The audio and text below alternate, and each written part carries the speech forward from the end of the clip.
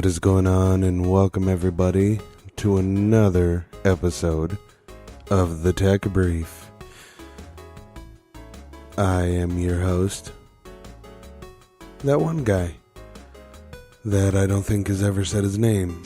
And sorry for my voice, I'm a bit under the weather. I have multiple children sick, which and then turns me into a walking sickness. That's just how it is. But there's a few things under the cell phone topic that I wanted to talk about today. And one of those is 5G. What the hell is 5G? And how does it work? Well, 5G is the next generation of mobile broadband. And eventually, it's going to phase out the 4G LTE connection. Now, what they're saying with 5G is that you will see exponentially faster download and upload speeds, less latency, and the time it takes the device to communicate with each of the other wireless networks and all that stuff will drastically decrease. Now the question is how does it work? Because unlike, LTE and all that good stuff, 5G operates on 3 different spectrum bands. Now, well, it seems, that works, it's whatever, who cares? That's not exactly what it is, because it will have a massive effect on your everyday use. So one of them is a low band spectrum, which is also a sub 1 gigahertz spectrum.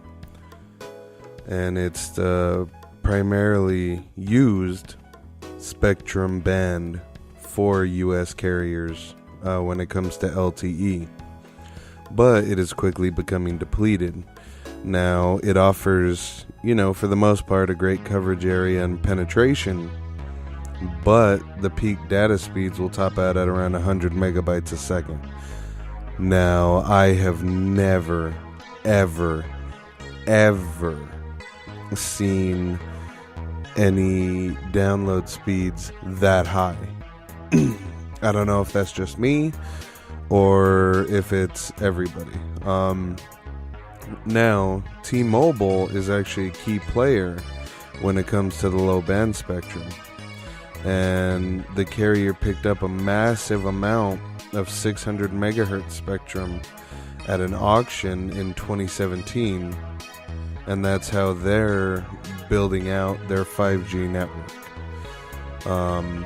So that's part of how they're doing it. Again, sorry for all the throat clearing and shit. It's gonna happen. Hopefully by next episode I will be better. At least I'm not coughing yet.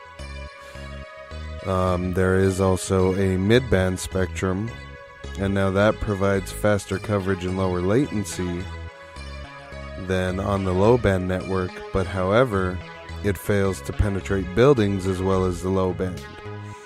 Now, the expect peak speeds for the mid-band are 1 gig. And Sprint has a majority of the unused mid-band spectrums in the U.S. The carrier is using massive MIMO to improve penetration. And then there's beam forming, which Sprint will use to improve its 5G service on the mid-band. And in case you don't know what that is, it sends a single focused signal to each and every user in the cell. And systems using it monitor each user to make sure they have a consistent signal. And then there's the high band spectrum, which is what most people think of when they think of 5G. It is often referred to as mmWave.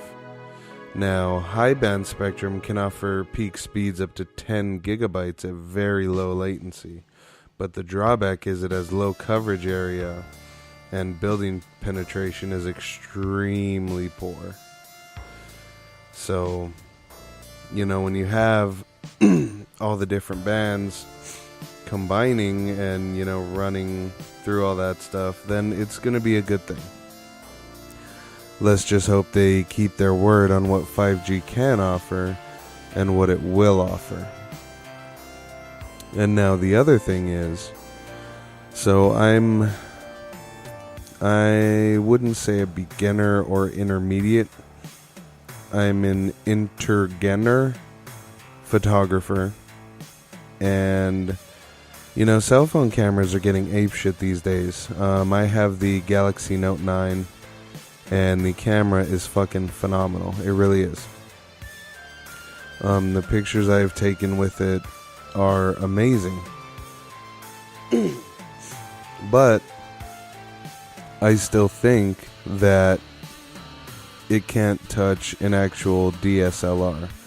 Like, I have the Canon 5D Mark II, and it's phenomenal. Just, the things you can do with the right lens, and the tweaks you can make to a raw image in Photoshop, Lightroom, or anything like that, to me, beats out a cell phone camera. Granted, again, cell phone cameras are damn good.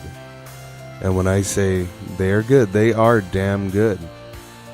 It's it's a thing where, you get caught onto, which mobile phone can do this and do that, and which mobile phone's camera is the best, and blah, blah, blah, blah, blah. Well, it doesn't matter what's the best, because if you're a photographer, you're gonna find out ways to make any shot work for you. Any shot. And that's just part of being a photographer. It can be with a cell phone. It can be with a camera. Now, granted, you're going to have, to me, more control on a camera than you are on a cell phone. But that's just me. Some people prefer the cell phone for the ease of use, which I can understand that. It is easy. Just pull your phone out and take a picture. And it can also be good for live streaming too, like from, a mobile option. If you're on the go and you're limited on what you can carry, well, that's, how it is. But I like, my phone for live streaming. I haven't done it on this phone yet, so I haven't tested, but I'm going to. So that will be coming up. But again, when it comes to cell phone cameras and real cameras, I still am going to stick with the fact that a DSLR will beat out a cell phone camera any day. I will say, it's going to be DSLR, then your point and shoots, then cell phones. And, if you have a different opinion, feel free to let me know. I would love to hear it. I would love to, have that debate going and see what you guys think. So, feel free to get in this discussion and let me know what you think. So now that the cell phones are over, we are actually going to go on to interesting gadgets that are being funded right now. And now, I'm a big fan of TV, multimedia, stuff like that, movies, all that kind of thing. So, I was browsing through, Indiegogo, and I found the N-Tech, world's first all-in-one portable smart 4K. And what it is it's a 4K projector. And here's, a little bit on it. Imagine watching crystal clear 4K video anywhere you want. Sound too good to be true? Not anymore. N-Tech is making 4K viewing possible from anywhere. It's small enough to fit in your backpack and powerful enough to replace your home theater system. Now those are broad claims. But they're saying that you get true unmatched 4K, like 100% legit 4K. And being this is an all-in-one projector, it has 4 high-quality speakers that create an immersive surround sound experience. It's a hassle-free setup. It utilizes a wireless charging technology to transfer power between each module. And there are 3 modules. There's the projector, the battery, and the speakers.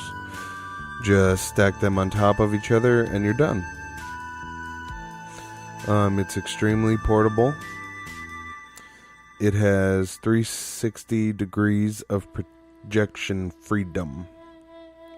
Now, that allows you to rotate it in any direction you want, in 360 degrees, which is pretty awesome. And it offers powerful Bluetooth and Wi-Fi connectivity, so you can watch stuff from your phone. So you could be out and about, have a video. Oh, hey, I want to show you this awesome 4K video I just took on my Note 9. Check it out. And there you go. It also says that it will do games 3D. So, it's something interesting. And the remote will just be an app that you can get, which is pretty crazy.